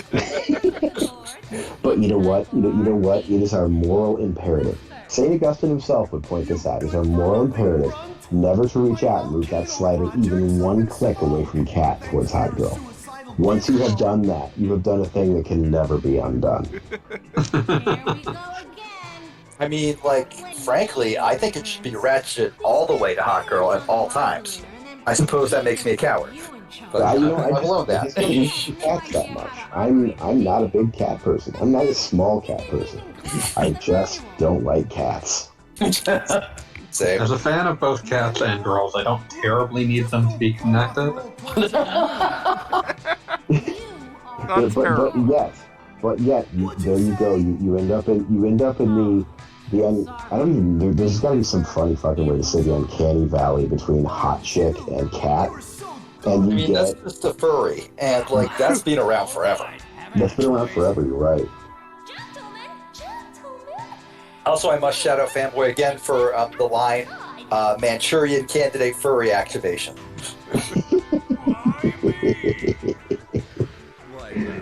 Oh, that's good. The Manchurian... No, man. That's what Disney was doing to us in the 70s. By the time they hit the 90s, it's completely mechanical. Oh, yeah, no, it was too but late. Back in the 70s, you just had the imitation at that stage. You just had the sweatiest furry lust, powering Disney in the 70s. It was incredible. I was the only kind of person still working there at the time. Oh, yeah. I mean, absolutely. It was a dead end creatively, but someone was sitting there was like, I have suffered I've suffered, being paid peanuts, but And I'm now gonna make this goddamn Robin Hood the way I want to. exactly. I'm gonna draw this close-up shot of Maid Marian. I'm gonna make it look like she's about to suck the life out of your dick through the screen, and then I'm going to go to my grave a happy man. I did the one thing I wanted to do in my life. And we could have used more Oh. security. Let the maiden go. Man. Bring the princess back at any cost. How's Musashi going? I mean, I'm just watching this cutscene with Rothschild. I mean, this cutscene is very slow and very long. Also, Rascally Badger said something the direction of. Oh yeah, we've already. Yeah, I brought that up. I had that part of the screen covered by the other window because I was reviewing my boxer thread. More accurately, the boxer thread. Oh my God, there is a SWATcats.info website. What happened to the SWAT Cats revival Kickstarter? Now I'm curious. I don't know why you would get a Kickstarter for a Disney property. That Without feels Ted Turner money, That was not a Disney property. evilly evil. Wait, was it Disney or was it like something else? Either way, it was radical Turner. years. Ted SWAT Turner Cats brought us Revolution Captain by Planet Tremblay and SWAT Studios. Cats. God, Ted Turner. Didn't he bring us Toxic Crusaders as well? I want to say that's correct. Oh my, Ted Turner. Okay, what's Listen, you've oh my taken god, so much. this was updated in July. good lord. To let you know that our distributors started to make the official presentation of the new SWAT Cats Revolution TV series for TV broadcasts, and the reactions so far are fantastic. I'm going to have a stroke. I feel like we as a society don't deserve that. There's just this. Oh man. Or at the very least, I don't deserve that. I don't know what you fuckers did.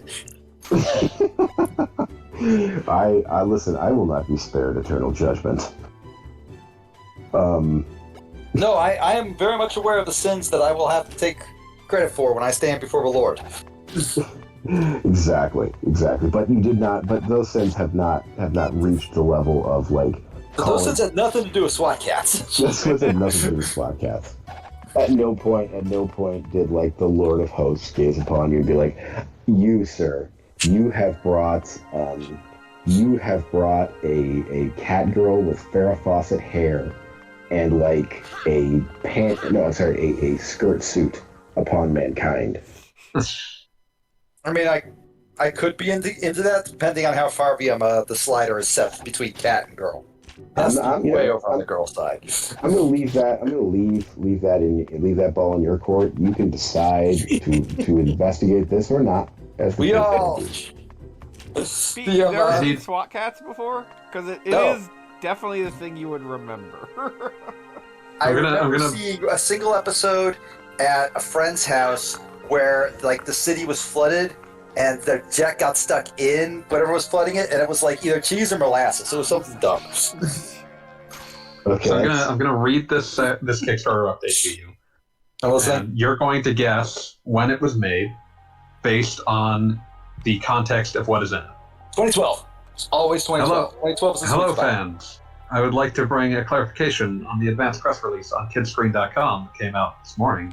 Great majority of the press release that we internally approved were unfortunately left out of this morning's article. It should be corrected on the subsequent ones. We want to emphasize that the focus is creating the animated series. The NFT mentioned in the press release was taken out of context as part of what Toons Group does as a media company. Okay, We're sorry for any misunderstanding. Okay, so the presence of NFTs like immediately ratchets it to 2021/2022. I think the first NFTs were 2019, but that was like way before. No one gave a anybody shit. There was doing not like a something thing where you were having to give a press release to apologize for them being mentioned. Okay, yeah. So given that it is an explicit apology, that puts me in 2022. I want to say after the big crypto crash. So I think that like makes March the earliest possible point. You're so close, February. Fuck, really? That actually means they were slightly ahead of the curve because. Wait, was the first big like super like Titanic hit in February? This was February 1st, so even if it was in February. Okay, like that's right around the point when a line goes up, which actually did move the needle quite a bit. came out, and that means that so that's the point where like everybody is finding out just how much NFTs suck, and like the very idea of putting one in your thing is just like becomes disgusting. brand toxic. Yeah. Yeah, I love this. I love the beat is the Columbo of shitty NFT press releases. I've been studying One more crypto. thing. I've been studying crypto since 2010, so like I know my shit. I know what the fuck I'm talking about. Beautiful. Also, Badger says, I'm pretty sure I played Samurai Legend Musashi, but I have not recognized a single thing I have seen. I want to say like 5% charmed by the girl, just like her animation loop being her just like destroying a fish. Yeah, no, that's and just impressive. leaving it on the ground. Like all she wants, she doesn't even care to like use them for sashimi. She just wants to wreck them. Oh, I feel like if this game had had another 6 to 9 months, it probably would have been pretty interesting. Like, it really feels like the town is super perfunctory to the levels, and the levels are not that exciting. They feel under-designed, like they're not finished. What Is does there it ever a feel third like game? Spencer Musashi, aside from the demo on the other disc? Right, Fencer Musashi has a weird sense of place that this completely lacks. You definitely got used to the area of Brave Fencer Musashi. This is just a mall. And it is like just as transitory as going to a mall. Like you're coming to the Musashi Mall. You didn't go to the mall just to be at the mall. You were doing it to go someplace, but the problem is there's no place to go because the mall's dying. Electronics boutique to pick up Musashi, oddly enough. It's very recursive. Yes, The like that's brand Ayatollah. Oh, God. Imagine all the people. Have you seen Drill Tracy, which is Dick Tracy cartoons with drill posts as the dialogue? That sounds perfect, actually. That sucks. It's so good. Can God respect Ground Zero so much that even he cannot build a mosque on it?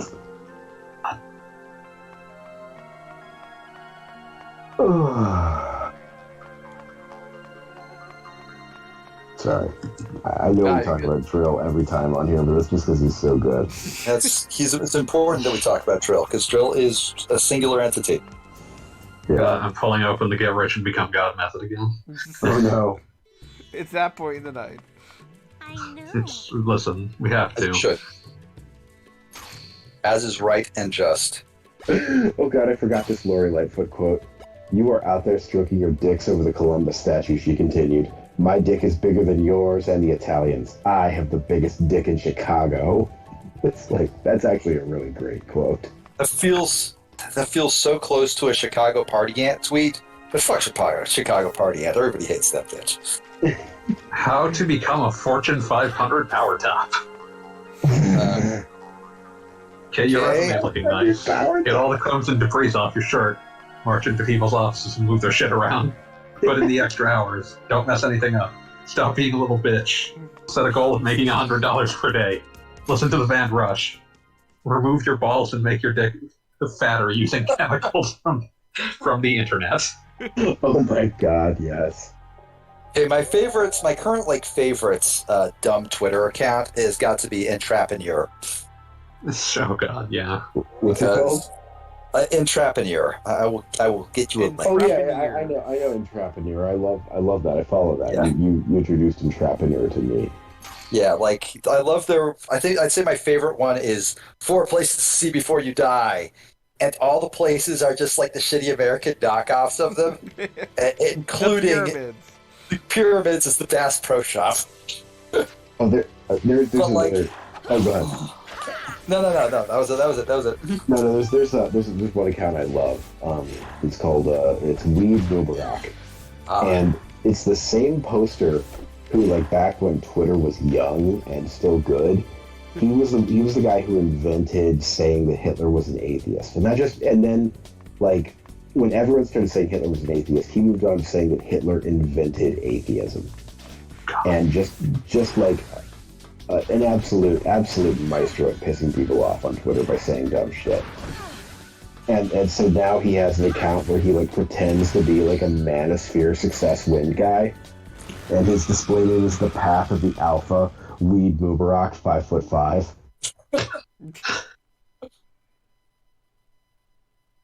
Oh, it's Quick so fact. good. Jobs are like running a business. In the world of jobs, having a poorly formatted cover letter is like having a swastika tattooed on your neck. Not good. To be your own boss, you must first be your own slave. When I say I'm grooming your sons, I mean I'm teaching them dark and disturbing truths through shared rituals, sensory deprivation, masculine indoctrination theory, and semen retention. Not some weird gay shit. God. I appreciate, I did not realize this, but the entirety of the McShitter rant is reprinted verbatim in this book. Oh, the McShitter. That and the 100% sterile rant. Oh, Two of my favorites. McDonald's has a $1 million idea that will pull your failing company directly out of the toilet. Hear me out. So good. I love the idea of pulling in with strand, just reaching into the toilet and pulling McDonald's out. Ronald McDonald, your dripping wet ass is now free from toilet prison. I love the concept of like needing to fear the hamburger. It's necessary, I believe, to threaten your customers with some sort of villain to increase the perceived value of your food.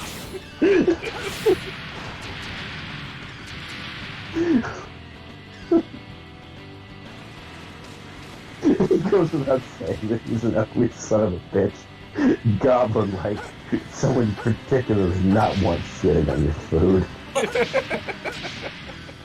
I would suggest studying caricatures from early 1900s racist war propaganda to help you devise his gruesome appearance. God. I love that all of these were tweeted directly at the McDonald's account. Oh, yeah, no, that's what makes it better. One day on April 14th, Joe was just like, fuck it. I'm going for the gusto. I wonder if that was after he was blocked by Bubba Burger. I assume Bubba Burger saw that and we're just like, yeah, no, we're nipping this one in the bud right now. We're shutting it down. He's too powerful. Cannot allow this to occur. You have 5 seconds to deliver a flawless pitch for each of the following subjects. Begin. And I'm just enchanted by cornbread, the best of corn and bread in one superb package. Okay, I'm scrolling down Intrapreneur now, and I have to share this one with you. Yeah, I invest in crypto. C, Circuit City. R, rare fish. Y, yard sales. P, Moon Knight. T, trebuchets. O, OnlyFans. Thomas the Tank Engine, what if you could comprehend the pain of a steam locomotive? Oh, fuck. That's grim. God. No, man. There's just that's the thing. Is like everything that Twitter has been used for is now shit, except for just saying the dumbest, most hallucinatory things possible, which is the thing it's always been good at. Oh yeah, no. There was one thing that actually got me to sign on. We tricked ourselves into thinking it had other purposes. There was the reason I got on Twitter, like back in fucking 2011, was because I saw Actual Person 84 and was just like, oh, okay, I get what it's for now. I understand it now. And it has not been as good since. He still tweets every now and then, but very occasionally, very rarely. Who's the guy who had like 665 tweets? He's like, you guys just have to wait for tweets. Oh, that's fucking Utility Limb. He stopped at 664 with a note that, oh man, 666 is coming up, and just never tweeted again. Yep. In fact, one of my favorite Actual Person 84 tweets is 2 teenagers at the bus stop, 2 kids at the bus stop, like the school bus stop, both bragging about how they saw Utility Limb 666 tweet, trying to catch the other in a lie. Golf and sniper's baseball. Oh God, yes. Jacking off like bulimia, but for ejaculation. Boeing 737 MAX, the ultimate test of air superiority, the pilot killer. Money circulates an infinite number of times. This is known as infinite money theory. Digimon Otis, the rodent of betrayal. He brings up Digimon Otis so rarely, but every time he does, it's such a treat. No, Oh my man. god, like, I forgot Digimon some of Otis these peace treaty. when he throws it in discs and then thrown out to the freeway, where it will shatter into a million despicable pieces. I forgot. Like some of these like are other people that he'd referenced that I had forgotten about, like Teg and Chauncey. Like every now and then, Beavis Sinatra. Digimon Otis still posts every now and then. It's Yeah. Extremely rare. I don't know if he's a drill sock puppet or what, but he exists He's gotta be. in some like respect. Oh yeah, no. I remember like Zodar talking like Digimon Otis like a decade ago, and pointing out that like Digimon Otis is actually in along certain lines of discussion, like Digimon Otis was actually like equally as funny as Drill. But Oh, like, yeah. Drill's jokes are like surrealist in a way that almost anyone can enjoy them, whereas Digimon Otis, like, you have to have a very specific kind of brain damage for Digimon Otis to like click in your mind.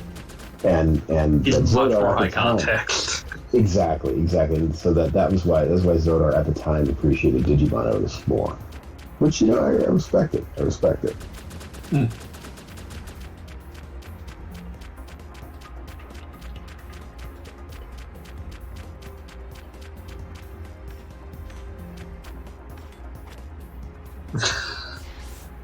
Quick fact, torture has been used since before the caveman era because it's good.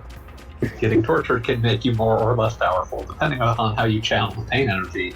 Some say Guantanamo Bay is the Harvard of pain. Oh my god. Oh man, I watched, that reminds me, Pete. I watched not all of Primal, but like much of Primal. Oh yeah, And, it was really good. yeah, no, it's great.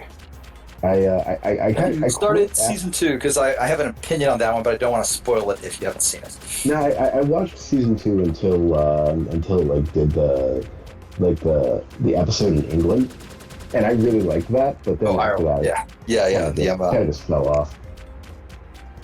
Yeah, no. The thing that like struck me about Primal was like at first I thought it was like the first human and the last dinosaur, and it turned out no, it's actually the last dinosaur and the last caveman, because like by the end of Primal, like it's very obvious. No, civilization exists. This guy just skipped it. Yeah.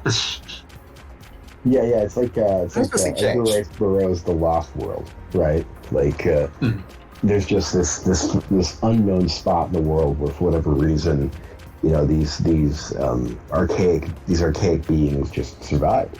Yeah, no, they just kept going. But no, man, I love the one where he's like fighting the 8 men. Like the Oh 8 fuck, men that use one's so great. The Hulk, like the Hulk brew. Yeah, he gets the Hulk serum, and God, the one after that is great too, because it's literally just him being like, "No, my best friend isn't allowed to die, so we're just gonna fucking shoulder through this. We're just gonna stomp through it. It's gonna suck. We're gonna It'll do be it." fine. I'm going to, after the episode after like the Frank Rosetta murder fest is just like him nurturing a great big dinosaur. It's like, Yeah. wow, this is great. This is Yeah, great. that's fantastic. And I like the one where they're fighting the echolocation dinosaur. Oh yeah, that one. No, The one that's afraid of fire. they kill it with fire. Yeah, that was pretty good because you see the whole that whole one through, like, not the whole of it, but like you see all the fights through the dinosaur's eyes. That was pretty cool. Yeah, no, it's like just like this. It's perfect horror movie monster. Straight up Evil Dead shit. Yeah. That's a good show. It's a good show. You should finish it. I don't think like it carries quite the vibe of the first like season, which is literally just world without language, Yeah. first man, last dinosaur shit. But I definitely enjoyed like the second season exactly as much. And there was at least one really like out of left field surprise that I totally loved. Nice. Okay, check it out. What the fuck? You died in quicksand, Goggle Bob. I noticed. Yeah, like this is so like the worst. Yeah, like you're just like doing this like Like, very there is nothing interesting about this. Like, yeah, like I'm watching this and I'm like, why? I'm thinking like in the back of my head, why is climbing in Breath of the Wild so gripping to me? And this looks like the most boring shit ever. And because it is the most boring. Because in shit Breath ever. of the Wild, you have a choice about where you're climbing to. yeah, like you know where you're going. It's literally wherever you looked at, and we're like, oh man, I want to get there. And you got to make choices about like how much stamina you have left, that sort of thing. And like if there's any spots you can find to rest. And this is just This is just following a path, but sideways. yeah, this is just And with painful. like no options about how to frame that approach. That's yeah, amazing. it's not fast, it's not exciting, it just is. We're all just sort of staring at it. It kind of describes the game. It's not fast, it's not exciting, it just is. That's deeply upsetting. So it goes. Okay, so I got back to God there. bless you for finding me this morning. And don't forget to give my love to Rose. Oh no. I'm pretty close to calling it for a night because I'm told that That there's. seems nice. I need to pick up somebody somewhere, and like that's kind of the extent of what I've been told. Like I'm missing Oops. 2 bitch snowfields, and Bitch, no. literally she says it's either in the forest or the tower. The tower is where I just was. So I figured it was somewhere in this stupid nonsense, but I'm not seeing it if it is. And I can probably just look up a fact in the meanwhile and just have us ready to go for next week. I mean, you tried hard. Did That I said, know? I'm still pretty awake. You guys want to see me finish off Sonic Triple Trouble 16-bit? Why not? Yeah, why not? I'm gonna chill out for a little bit. I need to relax. I had a really shitty day at work. I'm sorry to hear that, man. Sorry, man. Alright, Yeah, well, I'm gonna see. stop the Musashi stream in that case, and we're gonna pick it back up on the Sonic stream, and we're gonna Cool. do that. All right, awesome. Let me just get my OBS and shit here. Yeah, I'll keep crawling around. Maybe I will find something in the meanwhile. Maybe you 'cause will. I have literally accomplished nothing since my last save, so I have no problem just like turning off the game. Give me a second here. Yeah, How much of the game do you have left? Like, I'm going Not in, very I'm like, much is my oh, understanding. Like at most, like a chapter and a half. But this appears to be one of those like sticking points where you need to have found a random character that they give you pretty much no clues as to where I'm supposed to be going. Yeah, you're gonna have to look up a guide off screen. Yeah, no, I'll just find what it is I'm actually supposed to find off stream, and then we'll pick it back up again. Maybe I'll actually find out how quickly Musashi dies when he's not invincible. Look at that infinite health bar up there. Yeah, boy, this is just the most boring thing in the world. Yeah, I'm done looking at this. Good night, everybody. I could be playing East.